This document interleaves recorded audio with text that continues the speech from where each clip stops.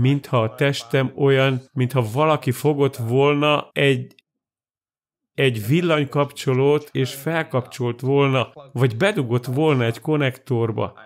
Soha nem éreztem még ilyesmit a testemben. Azok az emberek, akik elkezdenek meditálni, akiknek különböző tapasztalataik vannak, amelyek nagyon-nagyon misztikusak. Olyan tapasztalataik vannak, amikor zsigerileg érzik, hogy a rezgésük emelkedik, talán aktiválják a tobozmirigyüket. Ezek a kalcit kristályok elkezdenek vibrálni. Bármi, ami ugyanazon a frekvencián rezeg, megmutatkozik, elérhetővé válik számukra. És az emberek fénylényeket látnak, színeket látnak, geometriai mintákat, új színeket, amiket még soha nem láttak. Ez így van. És mit mondasz te erről?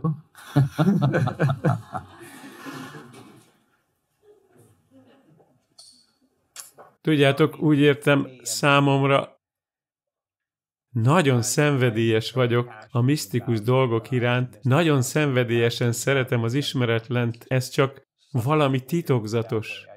Mindig hittem abban, hogy a valóság több, mint ez az álom. Ez egyfajta ösztön az elménkben, azt hiszem, ez egy intuíció és egy tudás a szívünkben, akik ezen az úton járunk, ami úgy tűnik, soha nem múlik el. Azt hiszem, ez az érzés az, ami az embereket arra készteti, hogy nagyobb kérdéseket tegyenek fel.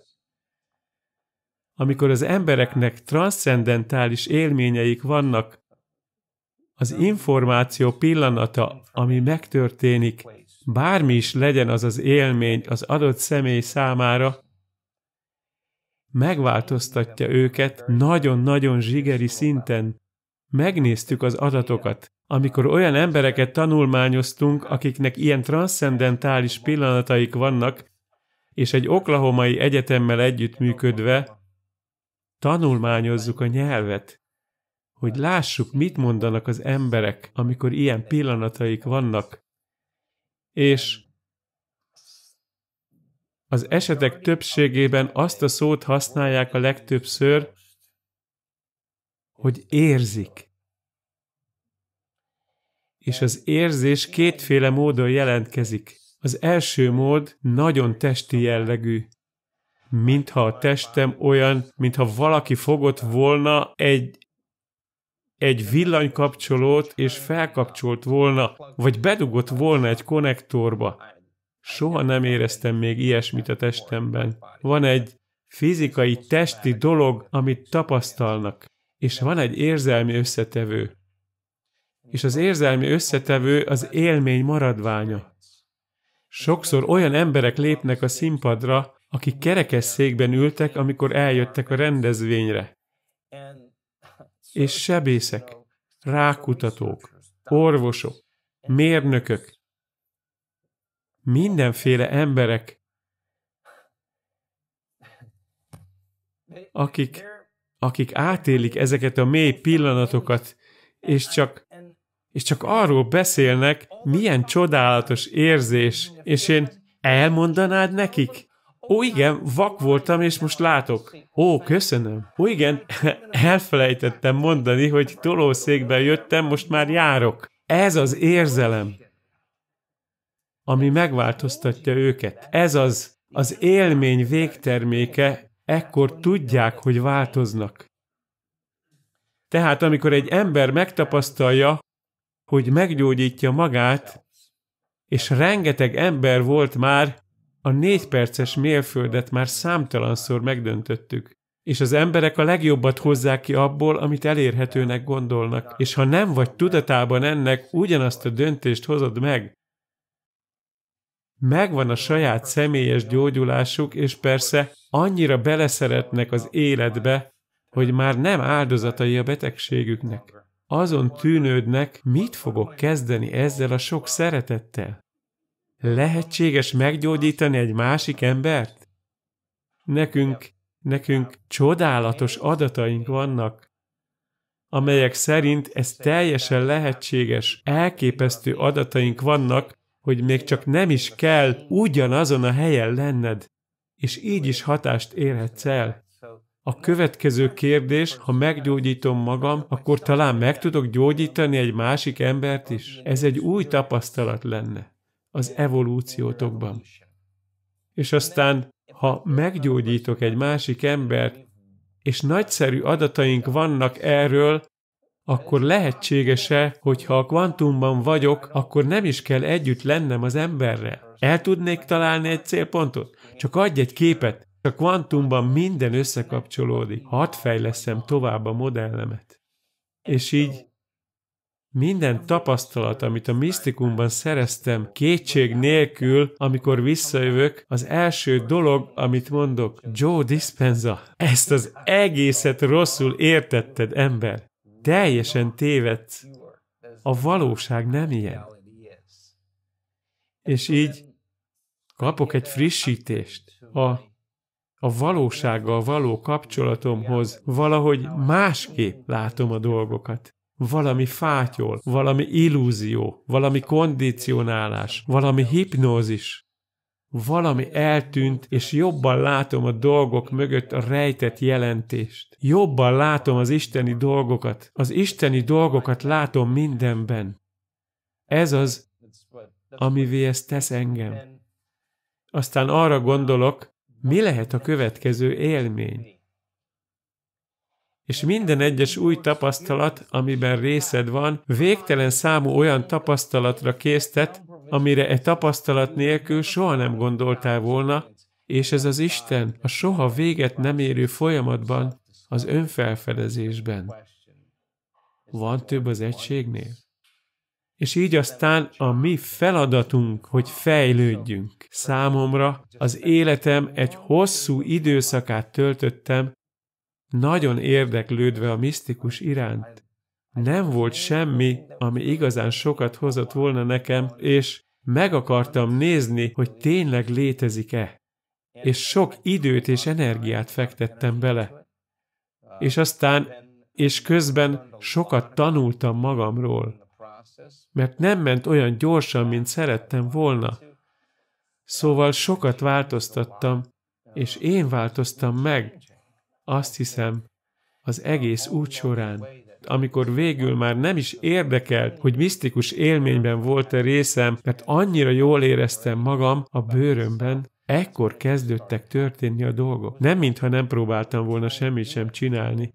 És akkor abban a 99,999%-os valóságban, ami a hullámok területe, amit nem érzékelünk az érzékszerveinkkel, végtelen dimenziók, végtelen lehetőségek vannak.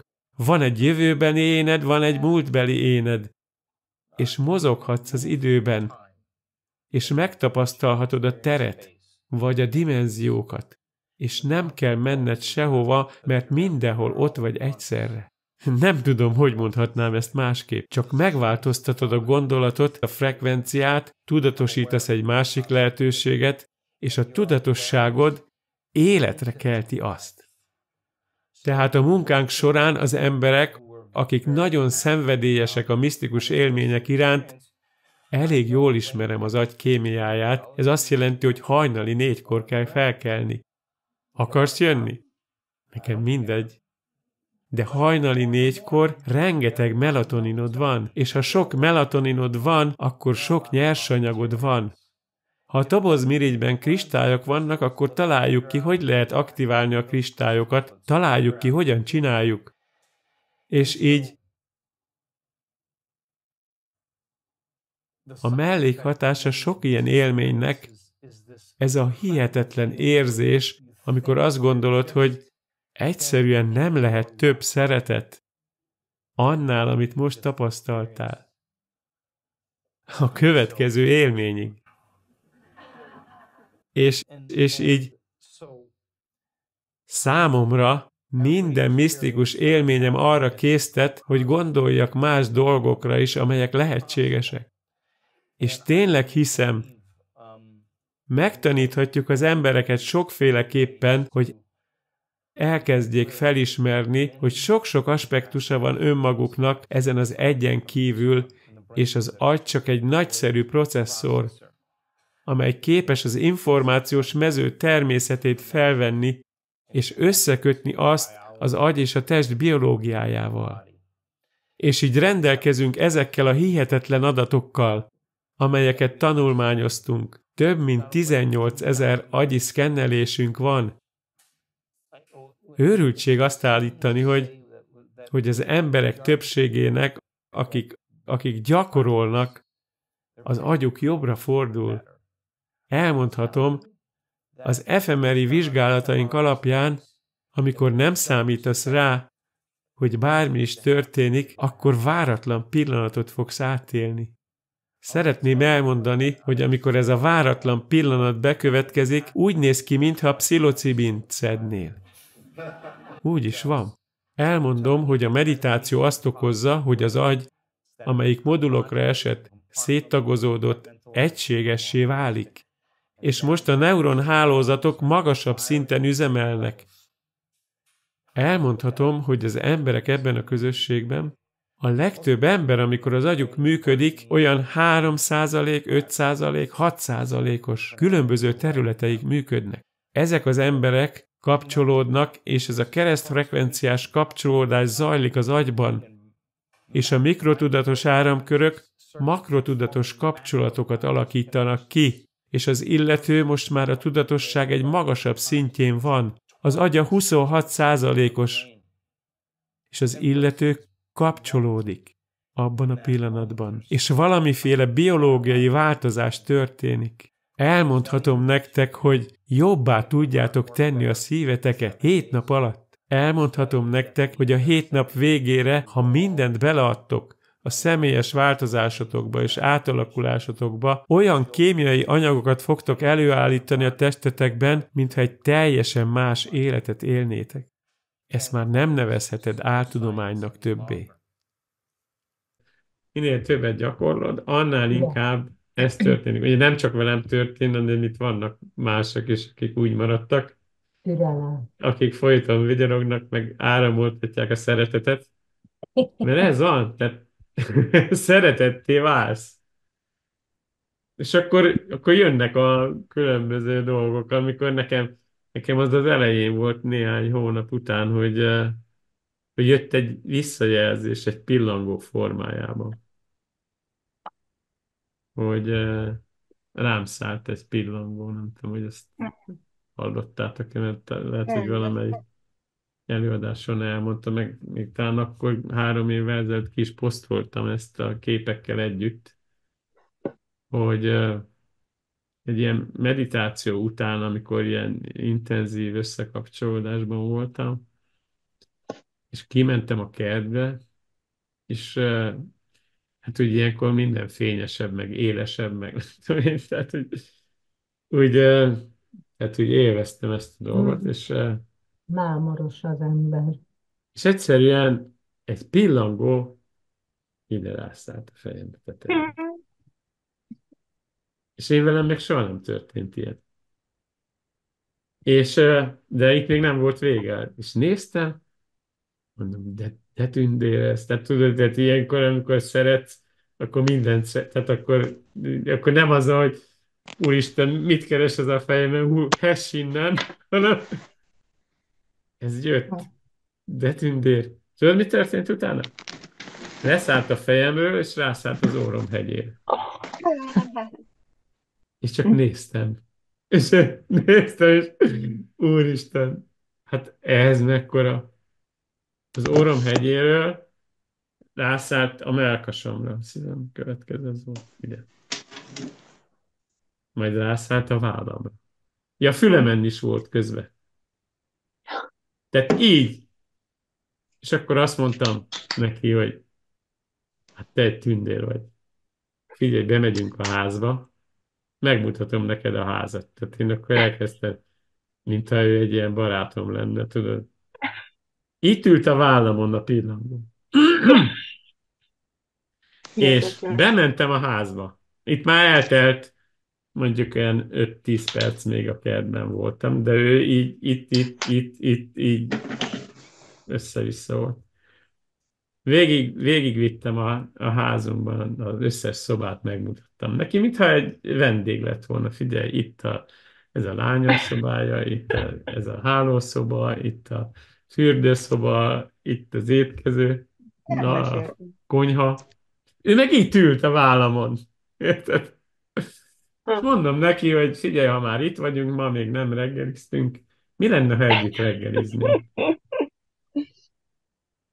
Ő itt ült, én meg akkor elővettem a reggeli, ott leültem a konyhámba, vagy a bárpultnál. Elkezdtem reggelizni, közben így beszélgettem vele, és csak itt ült. A feleségem az meg lőtte a fényképeket, mert hogy azért ez egy elég fura dolog volt. Körülbelül 40 percet töltöttünk el így. Hm. És akkor befejeztem a reggelit, mondtam neki, hogy annyira tündér vagy, gyere, kimegyünk akkor. És akkor azt csináltam, hogy kimentem, ide tettem az ujjam, ráült az ujjamra, ide előre tettem, itt ült az ujjamon, megpuszítam. Ah. Menj, Hm. és elszállt. Hm.